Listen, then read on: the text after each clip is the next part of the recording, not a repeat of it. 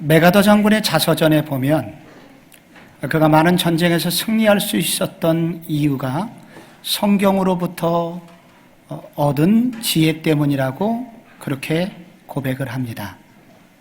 성경의 여호수아에 보면 가나안 땅을 정복하기 위해서 여호수아가 가장 먼저 여리고성을 공격합니다.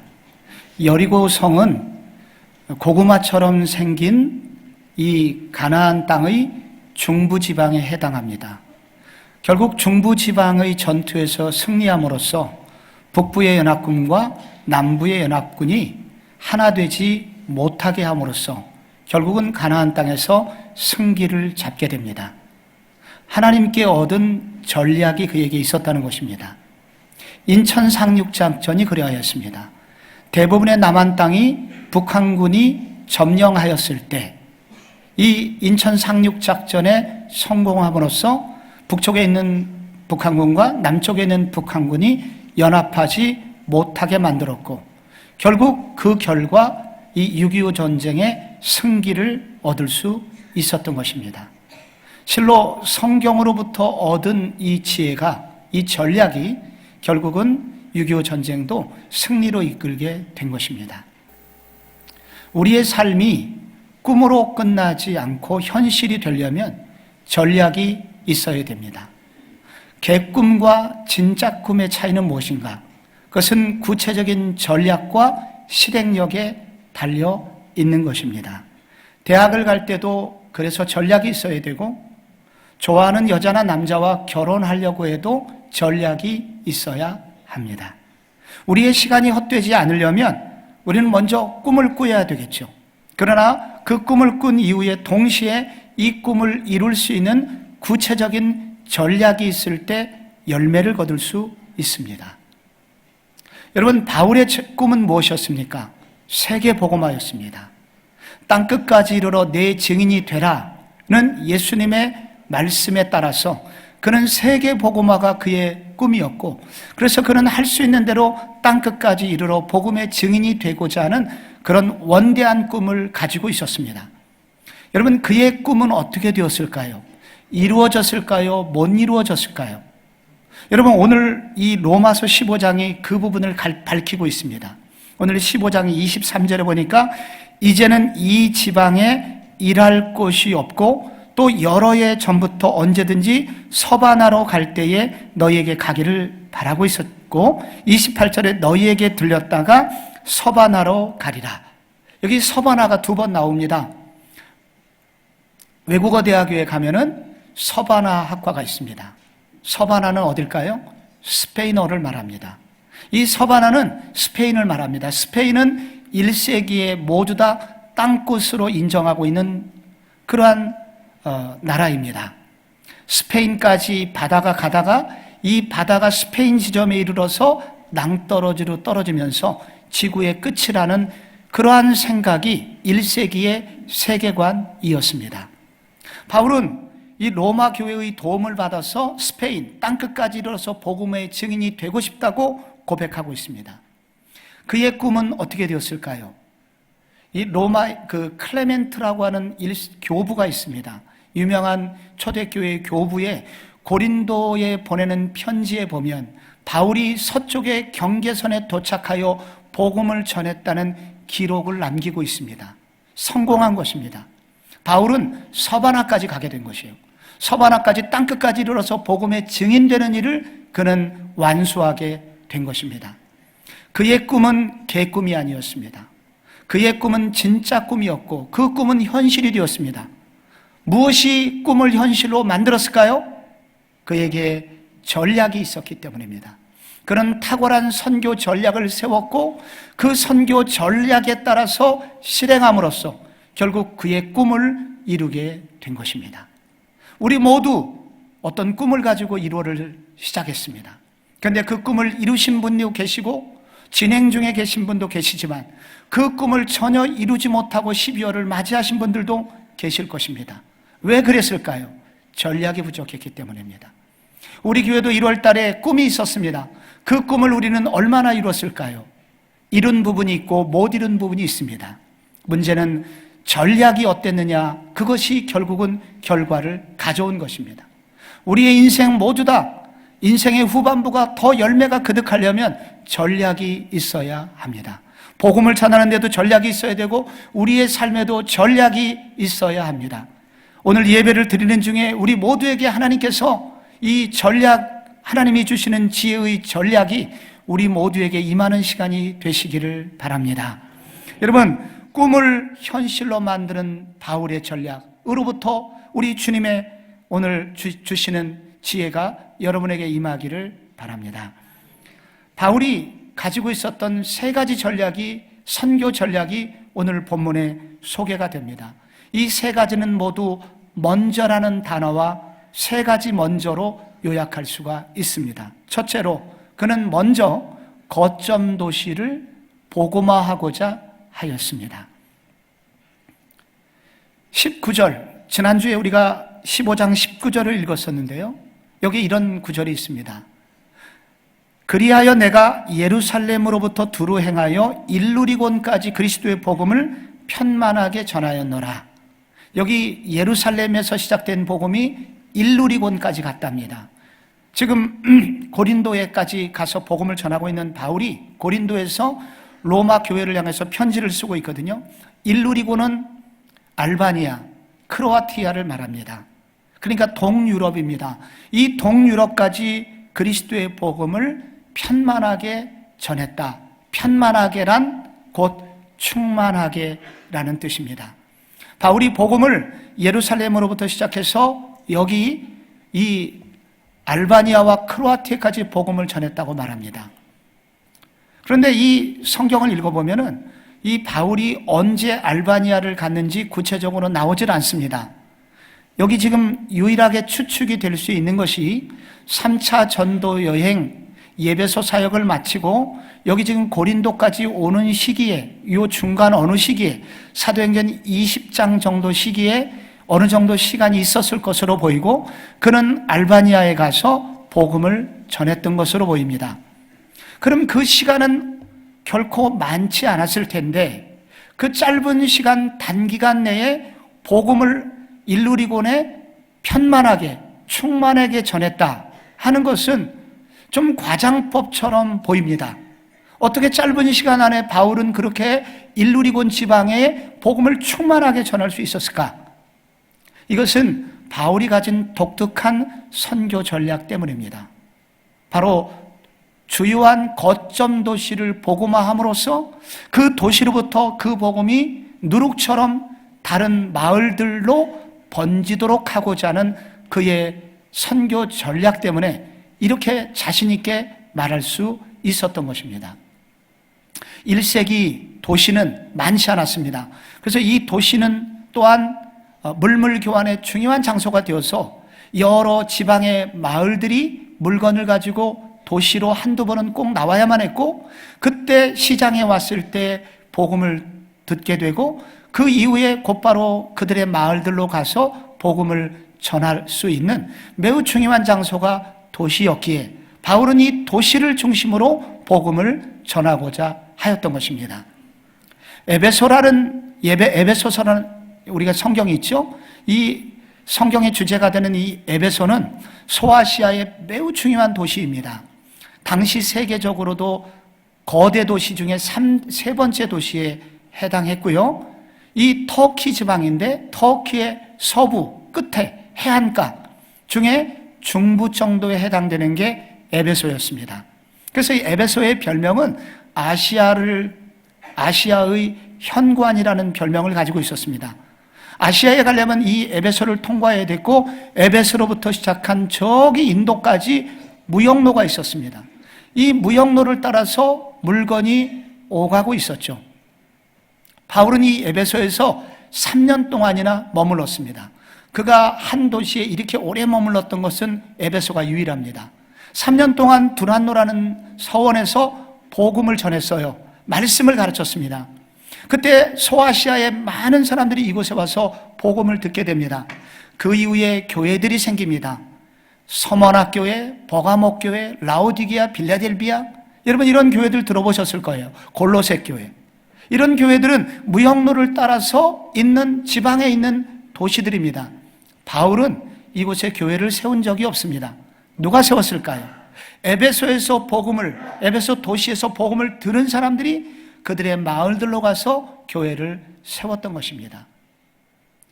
이 헬라 지방의 세 번째로 1세기의 큰 도시는 데살로니가라는 도시였습니다. 바울이 이 데살로니가의 교회 가서 복음을 전했거든요.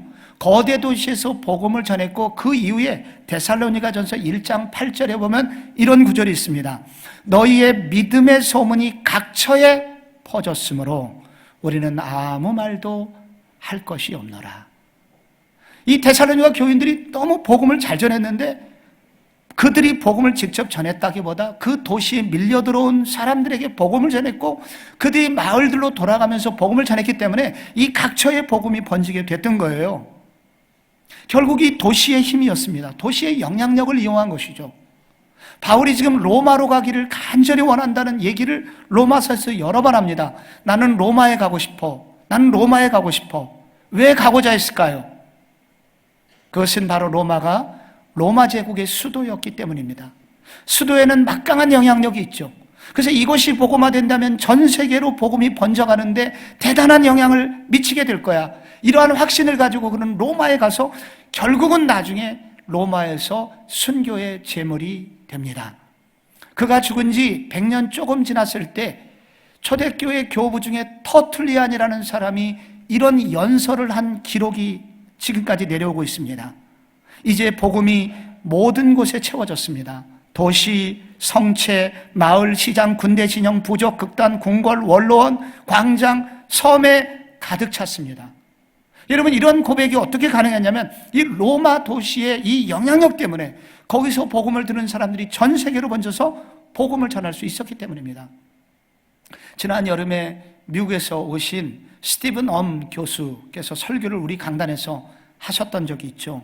이분이 쓴 책 도시목회 가이드라는 책에는 이 도시의 영향력에 대한 글이 있습니다.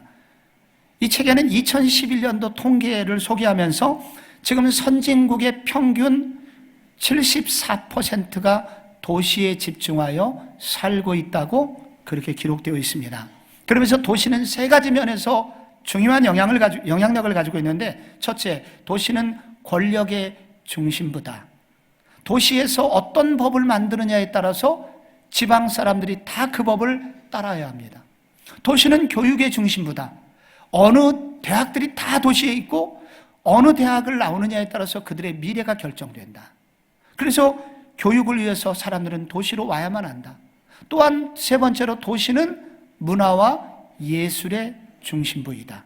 그래서 좋은 것, 예를 들자면 영화나 패션이나 어떤 기술이나 스포츠나 오케스트라나 연구소나 레스토랑이나 하여튼 모든 우리가 문화 혜택을 누리려면 병원이나 이런 것들이 다 도시에 있고 결국 도시에서 어떤 문화가 형성되느냐에 따라서 온 지방에 번지게 된다. BTS가 서울에서 활동했기 때문에 결국은 서울에서 어떤 것이 결정되느냐에 따라서 지방의 모든 젊은이들의 패션이 결정될 것이다. 이게 도시의 영향력이에요. 바울은 오래전에 이 도시의 영향력을 알았고 그래서 도시부터 거점 도시를 복음화하는 것을 목표로 삼고 도시가 복음화되면 다른 도시로 옮겨서 복음을 전하는 방법으로 온 세계를 복음화하려는 선교 전략을 가지고 있었습니다. 성도 여러분, 그런 의미에서 지금 우리가 살고 있는 서울의 영향력은 막강하다고 할 수가 있습니다. 우리 교회가 위치하고 있는 성북구 종암동의 여러분 위치를 우리는 이 막강한 영향을 생각하면서 복음을 전해야 합니다. 이곳은 여러분 그 강북의 초입에 있습니다. 그래서 강남과 강북을 연결할 수 있는 곳이기도 하고요. 그리고 연구단지가 배후에 있고 주변에 많은 대학가들이 있기 때문에 가만히 있어도 젊은이들이 어쩔 수 없이 올 수밖에 없는 지역입니다. 특별히 바로 앞에 우리는 고려대학교가 있습니다. 그렇기 때문에 비교적 많은 젊은이가 이 거리를 오가고 있습니다. 문제는 4년 주기로 이들이 떠난다는 가슴 아픈 일이 있기는 하지만 그러나 그들이 졸업한 후에 어디로 갈까요? 우리 교회 많은 청년들이 왔다가 4년 만에 떠나야만 할 때 가는 동네를 보니까 우선 부산으로 많이 가고 구미로, 대구로 광양으로, 광주로, 세종으로, 대전으로, 강릉으로, 그리고 요즘 송도로 이렇게 많은 젊은이들이 왔다가 그들이 지방으로 다시 흩어집니다. 만약에 그들이 이곳에서 복음을 제대로 만날 수만 있다면, 그들이 이곳에서 복음을 만나고 인생의 비전을 주님께 드리는 그러한 비전을 여기서 꿈꿀 수만 있다면, 여러분 앞으로 대한민국이 어떻게 되겠습니까? 거대한 일들이 일어나지 않겠습니까? 그래서 우리가 머물고 있는 이 땅이 소중하다는 거예요. 이것은 한국뿐이 아닙니다. 우리 교회 영어 예배, 중국어 예배 오시는 분들을 보면 당연히 중국어 예배는 중국인이 오고요. 그리고 이미 우리가 알고 있는 대로 우리가 동남아에 있는 베트남이나 그리고 필리핀에서도 많이 오지만은 아프리카 가나나 우간다나 그리고 유럽의 리투아니아나 그리고 남미의 코스타리카, 여러분 이런 곳에서까지 우리 교회 영어 예배에 참석하는 걸 보면 이곳에 가만히 있어도 세계에 많은 사람들이 몰려 들어옵니다.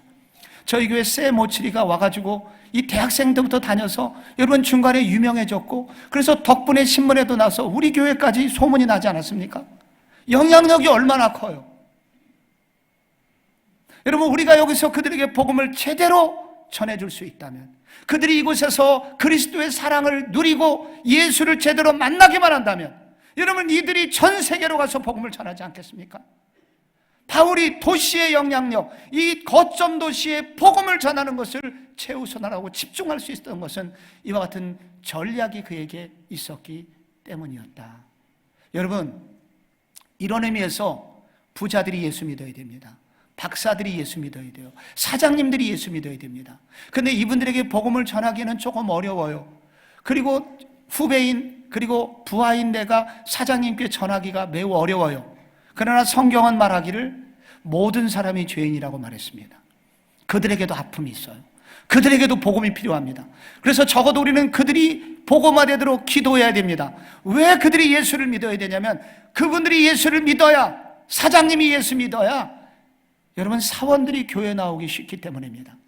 선생님이 예수 믿어야 학생들이 교회 나기가 쉽기 때문이에요. 부자들이 예수를 믿고 주머니가 열려야 많은 가난한 사람들에게 그 혜택이 돌아갈 수 있기 때문입니다. 이 복음의 영향력, 이게 도시 같은 사람들이죠. 그래서 우리에게도 전략이 있어야 됩니다. 물론 복음이 가난한 자에게 필요하죠. 그러나 동시에 여러분 이런 사람들에게도 복음이 필요하고 전해져야 됩니다. 대도시 복음 전략, 거점 도시 그리고 거점 인물에 대한 복음 전략이 우리 가운데 있을 때 이 복음이 세계 곳곳으로 흘러갈 수 있다는 것입니다. 바울이 또 하나의 선교 전략이 있었습니다. 그는 사역보다 앞서 먼저 관계 연합을 중시하였습니다. 그는 이 사역적 연합 꼭 필요했지만 사역적 연합이 앞서 관계적 연합을 매우 중요하게 생각하였습니다. 여러분 23절 말씀을 보시면요, 언제든지 서바나로 갈 때에 너희에게 가기를 바라고 있었으니 이는 지나가는 길에 너희를 보고 먼저 사귐으로 얼마간 기쁨을 가진 후에 너희가 그리로 보내주기를 바람이라. 먼저라는 단어가 나오죠. 너희를 보고 먼저 사귀고 난 후에 기쁨을 가지고 너희가 보내주면 로마로 서바나로 가겠다는 거예요. 여기 지나가는 길에 바울은 그들에게 빌붙어서 평생 살려는 사람이 아니었습니다. 잠깐만 교제하면 된다. 그런데 여기서 보고라는 단어는 깊이 들여다보다는 그런 단어거든요. 그래서 너희들을 짧게 만나지만 깊은 만남을 가졌으면 좋겠다. 이것은 그리스도께서 어떤 은혜를 주셨는지, 어떤 비전을 주셨는지, 하나님의 사람들끼리는 이상하게 짧게만 만나도 오래 만난 것 같아요. 하룻밤 만나도 10년 만난 것처럼 우리가 깊은 만남이 있어요. 그리스도 때문입니다. 이렇게 짧은 만남을 가지고 너희와 먼저 교제를 나눈 후에, 근데 교제를 하면 무슨 일이 생깁니까? 얼마간 기쁨을 가진 후에 기뻐요. 성령께서 우리 가운데 기쁨을 주세요. 그 감동을 주세요. 그래서 너희들과 사귀고 그러면서 교제하면서 거기서 얻는 기쁨을 가지고 그 다음에 너희들이 보내주기를 바람이라. 선교는 돈이 듭니다. 돈 없으면 선교를 못해요. 그러나 선교사가 돈이 필요하지만, 그러나 나는 먼저 단지 돈이 아니라 너희들이 먼저 감동하고 위로하고 사랑의 교제를 통해서 비전을 공유한 후에 주는 그 물질의 후원, 그것을 통해서 나는 땅끝까지 복음을 전하고 싶다 고백하고 있습니다. 여기 바울의 두 번째 전략은 관계 형성입니다. 그는 사역에 앞서서 먼저 관계의 연합을 매우 중요하게 여기고 있습니다. 우리의 일도 그렇지 않습니까? 우리가 무슨 일을 하든지 일도 중요하지만 친한 사람들, 마음이 맞는 사람들, 뜻이 하나가 되는 사람들과 그 일을 하게 되면은 일이 훨씬 쉽고 열매가 많은 법입니다. 마찬가지로 바울도 물질적 후원만이 아니라 마음의 나눔을 원하고 꿈을 나누고 서로의 영적인 연대감을 가진 후에 그 후에 자기가 사역의 연합에 그들을 초대하고 있음을 보게 됩니다. 요즘요, 대학가에서 전도를 하는 것은 거의 불가능에 가깝습니다. 캠퍼스에서 전도하면은 잡상인 취급을 받고 그리고 경비를 불러다가 이 사람 잡상인이다 쫓아내라, 이런 시대가 왔습니다. 그리고 우리 믿는 대학생들끼리도 그 믿지 않는 친구들에게도 교회 가자는 얘기 함부로 못합니다. 너도 개독이냐? 이런 말을 들을 뿐만 아니라 교회 다니는 애들은 어딘가 모르게 부족하고 못난 이들만 교회 간다고 생각하는 의식이 팽배해져 있어요. 매우 슬픈 현실입니다. 그래서 이게 우리 믿는 기독 대학생들도 기가 죽어 있어요. 뭔가 대학가에서 복음의 활력적인 일들이 나타나고 있지 않아서 뭔가는 해야 될 것 같은데 답답한 시대가 이 시대입니다. 20여 년 전에 하버드 대학에서 베리타스 포럼이라는 그런 탁월한 포럼이 하나 생겼습니다. 진리 논쟁 포럼인데 믿는 교수가 믿지 않는 교수를 초대해서 진리를 서로 논쟁을 하는 것입니다. 이 디베이트를 통해서 비신자들을 초대하고 그 결과 우리가 믿는 기독교가 비이성적인 종교가 아니다, 이런 것을 알리고 복음을 전하는 도구로 삼았던 게 베리타스 포럼입니다. 이게 소위 대박이 터져서 많은 대학들, 스탠포드라든지 예일이라든지 이런 곳곳에 다니면서 베리타스 포럼이 유럽에까지 번져갔는데 안타깝게 한국 땅에는 오지 못했습니다. 그러다가 2년 전에 고려대학교에서 처음으로 베리타스 포럼이 열리게 되었습니다. 그리고 앞으로도 계속해서 열리게 될 예정인데요. 이 베리타스 포럼의 1차에 500여 명의 젊은이들이 참석하는 보기 드문 성공적인 작품이 되었었습니다. 지금 이제 화면에 여러분들이 보고 있는 1차 오스키니스라는 박사가 오셔가지고 저기 고려대학교에서 저기 베리타스 포럼이 진행되고 있는 장면을 여러분이 보고 계신 것입니다. 수년 전 이런 일이 어떻게 생기게 되냐면은 수년 전에 교수님들이 저를 고려대학교 화요채플에 강사로 초대를 해주셨습니다. 그래서 저는 대화를 하다가 그 기독 교수님들을 우리 교회 새벽 만나에 밥을 좀 퍼주러 오시라, 이래서 그분들이 오시게 되었고, 그러다가 서로 교제가 시작이 된 것입니다. 그러면서 알게 된 것은 우리 서로 나쁜 사람들이 아니라는 것을 알게 되었습니다. 놀라운 사실을 알게 된 거죠. 이 캠퍼스에는 캠퍼스 선교를 책임지려는 불붙은 열정을 가진 선교단체 간사님들이 고려대학교만 해도 15분 정도가 되십니다. 그런데 이 간사님들, 교회에서 목사들은 일정의 사례라는 걸 받지만은 간사님들은 그것이 정해져 있질 않아요. 그래서 학생들이 10,000원, 20,000원 후원해주는 후원금으로 그분들이 생활을 하게 되시는데, 그러니까 그들은 무슨 대가를 바라고가 아니라 인생 전체를 그리스도를 위해서, 청년들을 위해서 바치고자 한 순수한 사람들입니다. 그런데 이런 분들에게 교회에서 돈 몇 푼 지원해 주면서 그 대가로 사람들을 우리한테 보내달라, 이렇게 접근하는 것은 그분들의 헌신을 모독하는 겁니다. 저도 간사 생활을 해봤기 때문에 그래서 이분들을 알고, 그래서 이분들을 조심스럽게 우리 교회 예그리나로 식당으로 초대를 하였습니다. 그리고 그분들하고 교제를 하였죠. 아무런 이유 없이 밥도 먹고, 그리고 제가 직접 찾아가서 밥도 사드리고, 이러면서 서로 교제가 일어나게 되었습니다. 그리고 우리 교회 캠퍼스 협력 예배를 통해서 우리 교우들을 조를 짜가지고 그분들을 위해서 기도하도록 해주었습니다. 그래서 30명 단위로 CCC나 IBF나 내비게이터 이런 여러 단체를 위해서 ESF 이런 데를 기도하도록 하셨고, 그 중에 조이 선교회 간사님께서 금요일날 와서 깜짝 놀란 게 자기 이름이 나오거든요.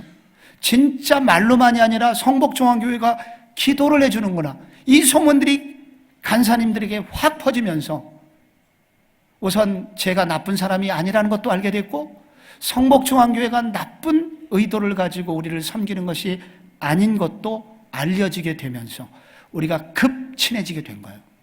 그러자 하나님께서 어느 날 기회를 주셨습니다. 베리타스 고려대 모임을 하지 않겠느냐는 이야기가 어느 교수님을 통해서 흘러 들어오게 되었고, 준비된 우리는 이제 캠퍼스 선교단체 간사님들과 기도 교수님들과 그리고 지역교회 목사가 연합을 하여 결국은 이 놀라운 사역이 결실을 맺게 된 것입니다. 무슨 일이든 그렇지 않겠습니까? 우리가 사역을 잘하는 것도 중요하지만 이 사역적 결과를 얻어내는 그 목표도 중요하지만, 먼저 바울이 가진 전략처럼 그들과 교제가 일어날 때, 사랑의 관계가 맺어질 때 그 결과는 아름다운 결과요, 결국 오랫동안 앞으로도 지속될 수 있는 비전의 만남이 되는 것을 알게 되었습니다. 저희 교회는 봉사를 많이 하는 교회 중에 하나이고, 앞으로 더 많이 봉사를 했으면 좋겠습니다. 봉사는 우리의 사명입니다. 성도는 그냥 있으면 안 되고 봉사하셔야 돼요. 그렇지만 이게 맞는 말이긴 하지만, 그러나 이 봉사에 앞서서, 사역을 하기에 앞서서 우리가 먼저 해야 될 일은 관계적 연합입니다. 사랑의 관계가 맺어지는 게 중요합니다. 그래서 봉사자들끼리 매우 중요한 것은 회식을 하는 겁니다. 아름다운 나눔, 교제가 일어나는 것입니다. 그래서 봉사자들끼리 먼저 노는 것부터 잘해야 돼요. 잘 놀아야 됩니다. 세상적으로 놀지 말고 은혜롭게 놀고, 그리고 기도하면서 기도 제목을 나누면서 놀고, 비전을 나누면서 놀고, 그렇게 놀다 보면 우리의 관계가 깊어지고 그 결과로 우리가 어떤 사역을 이룰 수가 있습니다. 성도 여러분 봉사를 앞서서 하신 분들, 누군가 여러분이 노는 시간이 있으면 그분들을, 사역을 하지 않았던 분들도 한번 초대해 주시기 바랍니다. 그래서 노는 것부터 시작하고, 놀다가 밥 먹다가 미안해서라도 봉사할 수 있도록, 여러분 전략적인, 여러분 이 관계적 연합이 사역적 연합으로 갈 수 있도록, 여러분 이 모임에 그런 분들을 초대하시는 지혜로운 분들이 되주시기 바랍니다. 여러분, 오늘 바울의 마지막 세 번째 선교 전략은 먼저 고통받고 있는 형제들을 구제하는 일을 했다는 것입니다. 여러분 25절 말씀해 보시면, 그러나 이제 내가 성도를 섬기는 일로 예루살렘에 가노니 이는 마게도니아와 아가야 사람들이 예루살렘 성도 중 가난한 자들을 위하여 기쁘게 얼마를 연보하였습니다. 여기 마게도니아가 나오고 아가야가 나오는데, 이게 헬라의 북쪽 지방이 마게도니아입니다. 여기에 빌립보 교회가 있고 데살로니가 교회가 있습니다. 아가야는 헬라의 남쪽 지방, 여기는 아테네가 있고 그리고 고린도가 있습니다. 고린도 교회가 있죠. 그런데 여러분, 결국은 이런 헬라 지방에 있는 교회들이 연합해서 헌금을 하였답니다. 왜? 예루살렘 성도 중에 가난한 자들 때문이었습니다. 사도행전 11장에 보면은 이 팔레스타인 지방에 큰 기근이 나서 이 예루살렘 사람들이 고통을 당하고 있다는 얘기가 있습니다. 고대 시대에 흉년이 들면 무슨 일이 생길까요? 죽는 일 외에는 방법이 없습니다. 요즘처럼 어디서 수입이 가능한 것도 아니고 빚을 낼 수 있는 것도 아니거든요. 그러면 1세기의 고대인들은 결국은 죽어야만 합니다. 그런데 그러나 로마나 헬라 지방은 비교적 부유했습니다. 그래서 이 이방의 교회들이 힘을 합쳐가지고 헌금을 모았고, 그래서 이 헌금을 가지고 이제 바울이 예루살렘으로 먼저 가겠다고 설명을 하고 있는 것입니다. 그러나 이 지금 바울이 머물고 있는, 지금 로마서를 쓰고 있는 고린도라는 곳에서 로마를 거쳐 서바나까지 가려면 2400km 정도면 갑니다. 이것도 먼 거리지만 예루살렘을 거쳐서 돌아가게 되면 4800km로 2배가 늘어납니다. 훨씬 고되고 훨씬 어려운 일입니다. 게다가 여러분, 이 예루살렘에 가면은 바울을 죽이려고 하는 살인 특공대가 있어요. 그게 준비되어 있습니다. 그곳에 가면 죽을지도 몰라요. 근데 도대체 바울이 가고자 한 이유가 무엇이었을까요? 왜 가려고 했습니까? 사도행전 17장을 읽어보면 데살로니가에서 복음을 전할 때 유대인들이 와서 바울을 괴롭혀서 바울이 도망을 칩니다. 그리고 바울이 나간 그 지방에 그 도시에서 유대인들이 데살로니가 교회 교인들을 너무 많이 괴롭혀요. 그래서 데살로니가 교회 교인들도 유대인들 생각하면 이가 갈립니다. 그런데 이들이 예루살렘 사람들이 가난해졌다는 얘기를 듣고 헌금을 합니다. 한 사람은 헌금을 하고 한 무리는 헌금을 하고 한 사람은 그 헌금을 가지고 예루살렘에 가려고 해요. 도대체 왜 가려고 할까요? 그가 여러분 27절에 이유를 말합니다. 저희가 기뻐서 하였거니와 또한 저희는 그들에게 빚진 자니 만일 이방인들이 그들이 영적인 것을 나눠 가졌으면 육적인 것으로 섬기는 것이 마땅하니라. 왜 그렇게 했냐면 기뻐서 그랬다는 거예요. 너무 기뻐서. 성령이 주시는 기쁨이죠. 왠지 모르게 기뻐. 예루살렘 가난한 사람들을 위해서 헌금하는 게 왠지 모르게 너무 기뻐. 성령이 주시는 기쁨에 겨워서 그들이 헌금을 한 거예요. 그리고 또한 그들이 빚진 자니, 빚을 졌다는 게 누구한테 빚을 졌다는 것입니까? 결국은 올라가면 그리스도에게 빚을 진 것입니다. 예수 그리스도께서 하늘의 모든 보좌를 버리시고 어린 아기 예수로 내려오셔서 십자가에서 돌아가 주셨기 때문에 결국은 우리 모두 복음이라는 것을 알지 않았느냐? 그래서 우리는 마땅히 그리스도에게 빚진 자고 예수님께 빚을 갚을 수 있는 길은 딱 한 가지. 예수님께서 원하시는 아직도 믿지 않는 자들에게 그리고 가난한 자들에게 복음을 전해주는 것이 그리스도에게 빚을 갚는 거야. 이 빚진 자 의식이 그들에게 있었고 결국 그들은 헌금을 하고 헌금을 가지고 목숨을 걸고 예루살렘으로 가게 된 것입니다. 바울이 고린도 후서를 읽어보면 가난한 자들에게 헌금해야 됩니다. 헌금 설교를 바울이 오래간만에 합니다. 그러면서 헌금을 할 때 여러분 헌금을 해야 됩니다. 왜? 헌금을 해야 우리가 부자가 됩니다. 주님의 축복을 받습니다. 이렇게 설교하지 않습니다. 여러분 헌금하십시오. 헌금 안 하면 저주받습니다. 헌금 안 하면 도둑놈들입니다. 바울은 이렇게 설교하지 않았습니다. 헌금해야 됩니다. 왜 헌금해야 되냐? 그리스도께서 그 부유하신 그리스도께서 모든 거 버리고 우리에게 오셔서 우리를 부유하게 해주지 않았습니까? 그래서 부유한 우리가 가난한 자들에게 그리스도의 정신 때문에 헌금해야 됩니다. 바울이 그렇게 말해요. 고린도후서 8장 9절입니다. 우리 주 예수 그리스도의 은혜를 너희가 알거니와 부유하신 이로써 너희를 위하여 가난하게 되시면 그의 가난함으로 말미암아 너희를 부유하게 하려 하심이라. 그리스도 때문에 부유하게 된 너희들, 이제 너희가 가난한 자들에게 부유함을 흘려보내야 돼. 이것이 바로 그리스도의 정신이었고 바울에게 이 정신이 있었고 이것이 이방의 교회들을 감동시키게 된 것입니다. 먼저 구제하게 된 거예요. 여러분 구제가 결국 무슨 일을 만들었는지 아십니까? 구제는 결국은 가장 탁월한 선교 전략이 됩니다. 로마 황제 줄리안이라고 있어요. 기독교의 박해자들이었지만은 결국 기독교를 인정하게 된 사람입니다. 이 줄리안이라는 이 황제가 이렇게 연설한 것이 연설문이 지금까지 내려옵니다. 이런 내용이 있어요. 어찌하여 우리는 전혀 모르는 사람들에 대하여 선행을 베푸는 것을 보고만 있는가? 기독교인들이 그렇게 한 것입니다. 저들은 서로 도움으로 아무도 구걸하지 않으며 저희들끼리만이 아니라 로마의 빈자리까지 돌본다니 이 어찌 수치스러운 일이 아니겠는가? 여러분 그러니까 기독교인들에게는 굶는 사람이 없었어요. 기독교인들끼리는 가난한 사람이 없었어요.